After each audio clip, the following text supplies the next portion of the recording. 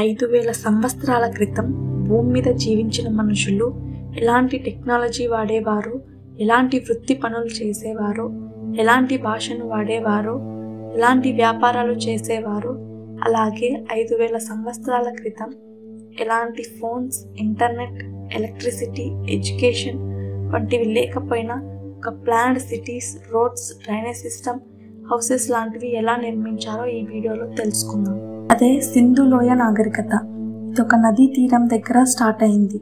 Almost అన్ని నాగరికతలు నదుల దగ్గరే స్టార్ట్ అయ్యాయి. ఎందుకంటే నాగరికత స్టార్ట్ అవ్వకముందు మనుషులు వేటాడి తినేవారు, అందుకే ఒక చోట స్థిరంగా ఉండేవారు కాదు. తరువాతి కాలంలో మనుషులు వ్యవసాయం నేర్చుకున్నారు. ఆ వ్యవసాయంకి నీరు అవసరం కాబట్టి నదీ తీరంలో వ్యవసాయం చేసుకుంటూ అందరూ అక్కడే నివసించేవారు. ఇలాగా నాగరికత ఏర్పడింది. ఇలాంటి నాగరికతలు చాలా ఉన్నాయి. ఈజిప్షియన్ నాగరికత, మెస్పటోమియా నాగరికత, చైనీస్ నాగరికత, వీటన్నిటితో పోలిస్తే మన సింధు నాగరికత చాలా పెద్దది. సింధు లోయ నాగరికత.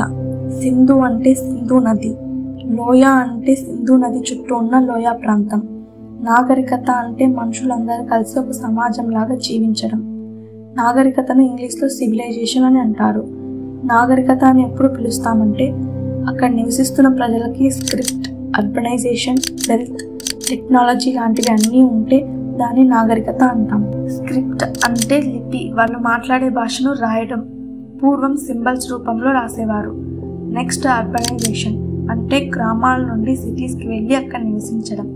సిటీస్ అంటే buildings, roads, markets, drainage system లాంటి ఆర్గనైజ్డ్ స్ట్రక్చర్ని బిల్డ్ చేసుకొని అక్కడ నివసించడం. నెక్స్ట్ వెల్త్, మనీని సంపాదించడం, మనీతో ట్రేడ్ చేయడం లేదా బార్టర్ సిస్టమ్ని ఫాలో అవ్వడం. బార్టర్ సిస్టమ్ అంటే ఒక వస్తువుని ఇచ్చి దానికి బదులుగా ఇంకొక వస్తువుని తీసుకోవడం. ఎగ్జాంపుల్, ఒక వ్యక్తి గోధుమను పండించాడు, ఇంకొక వ్యక్తి వరిని పండించాడు. ఈ గోధుమలు పండించిన వ్యక్తికి వరి కూడా అవసరం కాబట్టి తన దగ్గర ఉన్న కొన్ని గోధుమలు ఇచ్చి తనకు కావాల్సిన వరి తీసుకుంటాడు. అలాగా వాళ్ళ దగ్గర ఉన్న వస్తువులతో వాళ్ళ దగ్గర లేని వస్తువులు కొంటారు. దీన్నే బార్టర్ సిస్టమ్ అంటారు.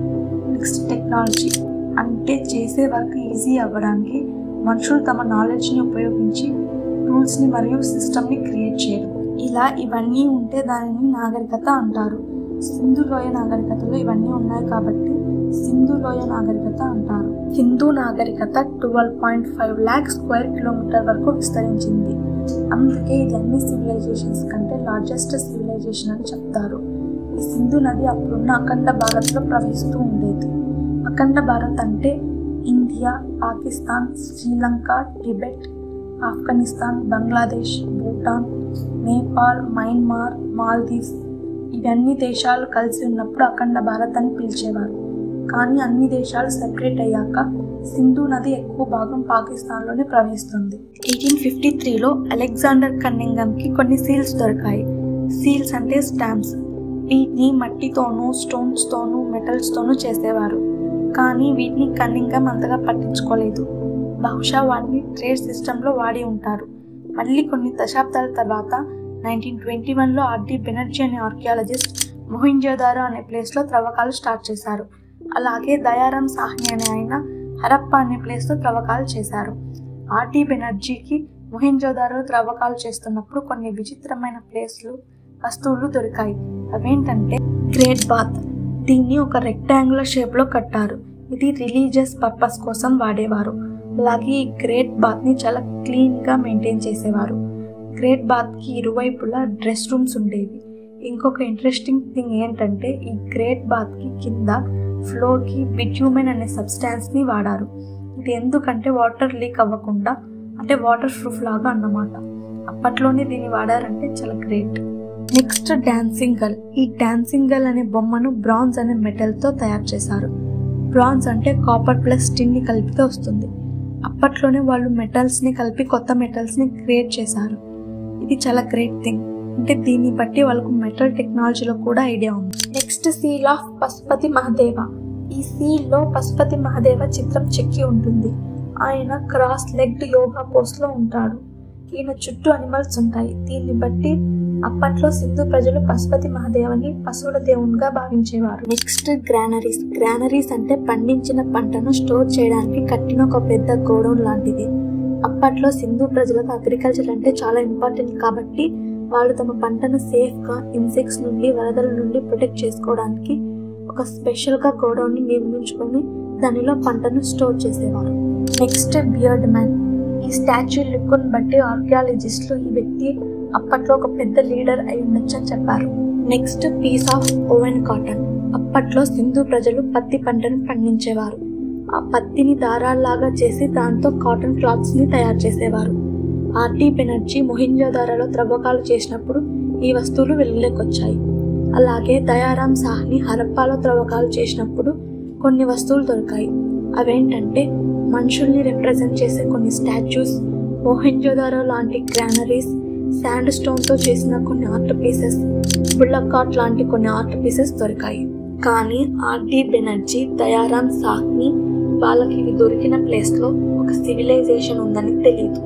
1924లో జాన్ మార్షల్ అనే ఆయన ఇక్కడ ఒక నాగరికత ఉందని అనౌన్స్ చేశారు. నాగరికత ఇంత అడ్వాన్స్డ్గా ఉండేది అంటే వాళ్ళ హౌస్ కన్స్ట్రక్షన్లో కిచెన్, హాల్, బాత్రూమ్ లాంటి అన్ని రూమ్స్ ప్రాపర్ ప్లానింగ్తో కట్టేవారు. సింధు నాగరికతలో కొన్ని ఇంపార్టెంట్ సిటీస్ ఉండేవి. అవేంటంటే హరప్పా, మొహింజోదారో, లోథల్, ధోల్వీరా లాంటి సిటీస్ ఉండేవి.